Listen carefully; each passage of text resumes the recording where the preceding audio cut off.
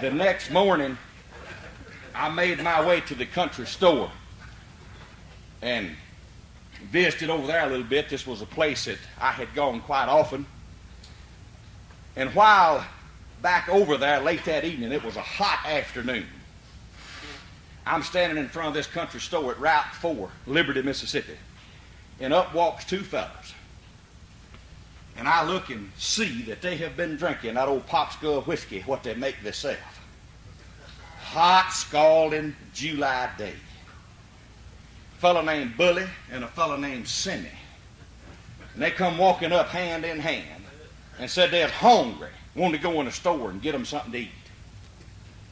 Now, they went in the store and bought them a can of these old mustard sardines. They come in an oblong can, and they packed in a mustard sauce. And they come back out in front of the store where I was and sat down on two RC Cola cases and took the knife and opened up that can of mustard sardines and bent the lid back and got over in there with their fingers eating them. And that juice dripping off of their fingers. And they're putting it all up in their eyebrows and trying to eat them mustard sardines. And Bully's talking about how good they was. And up walked a third fella by the name of Lewis.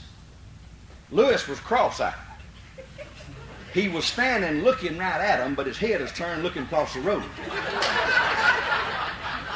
And he was staring right at them. Now, friends, had you seen this sight, you wouldn't have wanted nothing to eat for at least a month. This was a bad-looking sight. But Lewis just stood there and stared at him. He just kept staring at him. And a little bit he turned and went into the store, and he asked the storekeeper. He said, "Sir, where is them sardines?"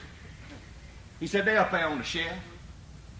He said, "Get me a can of them, 'cause Bully has done flung a craving on me."